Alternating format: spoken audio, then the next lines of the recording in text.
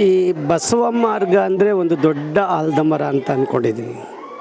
ಆಲದ ಮರಕ್ಕೆ ಎಲ್ಲೆಲ್ಲಿಂದಲೋ ಪಕ್ಷಿಗಳು ಬಂದಿವೆ. ಪಕ್ಷಿಗಳು ಅಂದರೆ ಇಲ್ಲಿ ಮುಗ್ಧ ಮನಸ್ಸಿನ ಮಕ್ಕಳುಗಳು ಬಂದಿವೆ.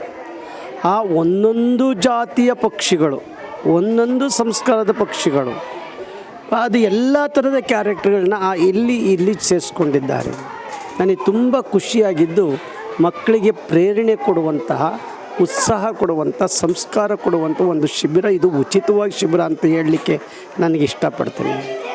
ಮುಖ್ಯವಾಗಿ ನಾನು ಯಾವತ್ತೂ ತಂದೆ ತಾಯಿಗಳಿಗೆ ಹೇಳೋದು, ಶಾಲೆ ವಿದ್ಯಾವಂತಿಕೆ ಕೊಡುತ್ತೆ, ತಂದೆ ತಾಯಿಗಳು ಬುದ್ಧಿವಂತಿಕೆ ಕೊಡ್ತಾರೆ. ಪ್ರಜ್ಞಾವಂತಿಕೆ ಸಿಗೋದು ಈ ಮಕ್ಕಳಲ್ಲಿ, ಈ ಬೇಸಿಗೆ ಶಿಬಿರದಲ್ಲಿ.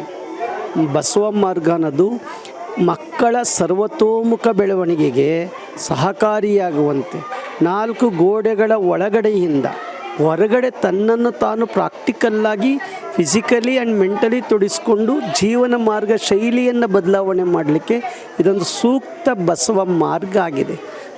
ಮಾರ್ಗ ಅಂತ ನನ್ನ ಪ್ರಕಾರ ಪಥ ಅಂತ. ಆ ಪಥ ಸರಿಯಾಗಿ ಹೋದರೆ ಆ ಮಗುವಿನ ಜೀವನ ಶೈಲಿ ಏನು ಮುಂದಕ್ಕೆ ಇನ್ನು 50-100 ವರ್ಷ ಬದುಕ್ತಾನೆ, ನೂರಾರು ಮನಸ್ಸುಗಳನ್ನ ಬದಲಾವಣೆ ಮಾಡುವಂಥ ಶಕ್ತಿ ಅವನಿಗೆ ಬರುತ್ತೆ. ಈ ಬಸವ ಮಾರ್ಗ ಕಲಿಸ್ಕೊಡುತ್ತೆ. ದಯವಿಟ್ಟು ನಾನು ಪ್ರತಿ ವರ್ಷ ಹೇಳೋದು ತಂದೆ ತಾಯಿಗಳಿಗೆ, 5 ಸಿಗಳನ್ನ ಬಿಡಿಸಿ.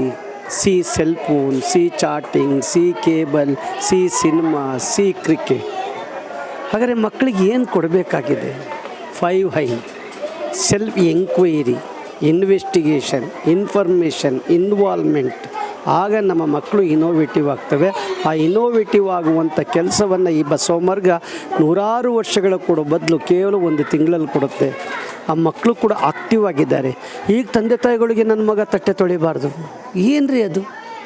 ನನ್ನ ಮಗ ಪಾತ್ರೆ ಮುಟ್ಟಬಾರ್ದು, ನನ್ನ ಮಗ IAS ಆಗಬೇಕು, ನನ್ನ ಮಗ ಇನ್ನು IPS ಆಗಬೇಕು. ಮಕ್ಕಳಿಗೆ ತಟ್ಟೆ ತೊಳೆಯೋದು ಕಳಿಸ್ಬೇಕು. ಮಕ್ಕಳು ತಂದೆ ತಾಯಿಗಳು ಏನು ಹೇಳ್ತಾರೆ, ನಾನಂತೂ ಕೂಲಿ ಮಾಡಿದೆ, ನನ್ನ ಮಗ ಕೂಲಿ ಮಾಡಬಾರ್ದು, ನನ್ನ ಮಗನ ಕಷ್ಟ ಆಗಬಾರ್ದು. ಇಲ್ಲ, ಕಷ್ಟದ ಅರಿವಾದಾಗ ಮಾತ್ರ ಅವನಿಗೆ ಯಾವ ವ್ಯಕ್ತಿ ಜೀವಿ ಕಷ್ಟದಲ್ಲಿ ಬಂದಿರ್ತಾನೆ ಜೀವನದ ಮಾರ್ಗ ಶೈಲಿಯನ್ನು ಬದಲಾವಣೆ ಮಾಡಿಕೊಡ್ತಾನೆ.